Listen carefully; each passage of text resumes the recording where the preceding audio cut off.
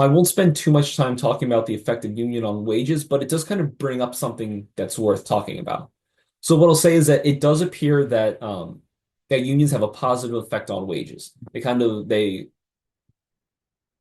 a positive effect on wages. But if you look at the graph here, this is an estimation of the wage gap over time. It increased sharply through the Great Depression, then fell through the 1940s, increased again in the 50s, but then slowly declined through the 2020s. So we have this change going on over time as we're seeing a lot of other changes go on in the economy. Um, the wage effect or the wage gap created by unions can be difficult to estimate empirically. There are a lot of difficulties that your textbook mentions. One of it just being that it's difficult to find a suitable control group for a unionized profession that is the same in every way as a unionized profession, except for the presence of a union. That can be really difficult to find. Additionally, most estimates of the union wage premium assume that wages in non-unionized firms and in industries that are unaffected by unions are not affected at all by unions. There's no spillover effects from one industry to another. But our simple models earlier showed that that may not be the case. So unions also influence wages in non-unionized sectors or non-unionized firms in two important ways: the threat effects and spillover effects. So threat effects occur when non-union firms decide to raise wages to discourage their workers from unionizing. Basically, it's saying that, if we keep them happy, we give them enough money, we treat them well enough, they won't want to join a union.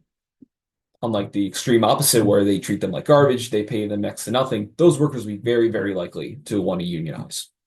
So the sort of threat effects induce these higher wages to discourage union creation. Now, again, it's worth noting that this makes it more difficult to measure the true wage gap between union and non-union workers, but it has these broad shows that unions have these broader effects on the economy besides simply just looking at the effect on unionized workers or union industries.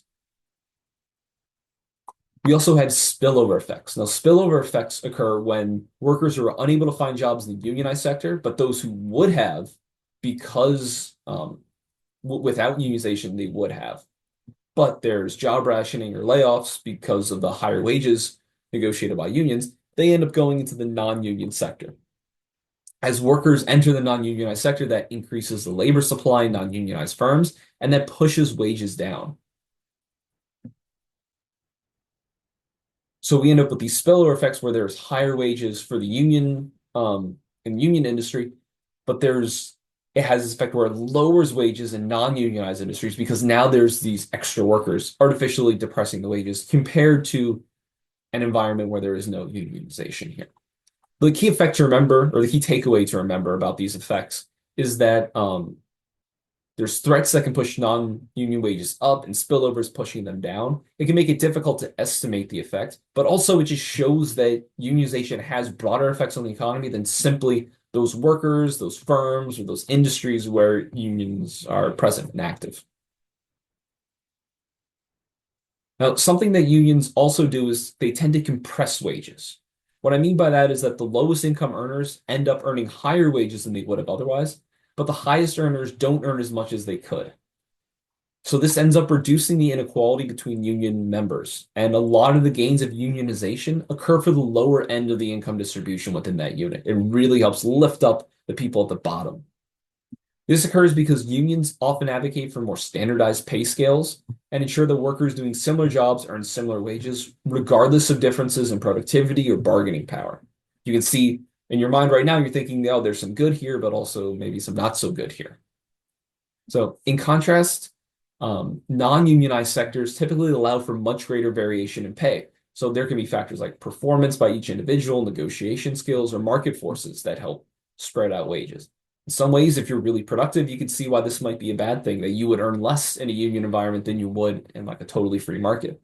On the other hand, it supports those lower earners or those less productive workers. So some benefit, some lose. We also see that unionized firms offer lower payoff to education than non-unionized firms. There's less of an education premium. So in unionized environments, so whether firm or industries, wages are less tied to individual credentials, like degrees or certifications or things like that, and more to these collective agreements are negotiated for covering all the workers. This means that the additional income that workers might expect to earn from higher education, from obtaining this degree, is smaller in unionized jobs than when you look at non-unionized jobs. So this also flattens the age earnings profile. So over time, we talked about early on in the course how wages will start out low when people are young. They'll increase over time as they gain experience and increase their productivity, and they kind of flatten at the top and decline a little bit as they get into older age. This gets flattened for unionized firms or industries where younger workers end up making more than they would, but then it kind of caps the kind of middle age, the highest wages that the worker will earn. So instead of being like a sharp U, it's very soft. It's also worth noting that union workers tend to receive more generous fringe benefits compared to non-union counterparts. One of the reasons that this is the case is unions often prioritize negotiating for these benefits during contract discussions, often at the expense of higher wages, where they may be able to fight for even higher wages, or they may sacrifice wage increases, say, no, we'll accept these current wages, but we want these better benefits. So when you look at the total compensation gap between unions and non-union workers, if you include both wages and benefits, is often 2 to 3 percentage points higher than the simple wage gap that's only looking at wages. And this is a good reminder that the overall value of a worker's compensation package can be significantly greater in some jobs than other jobs, depending on what the benefits package is like. Now, the chapter ends with an example in public sector unions. I think it's interesting. I would invite you to read it, but for the sake of time, I'm not going to cover it here. With this, we're going to end our lectures for the unionization chapter.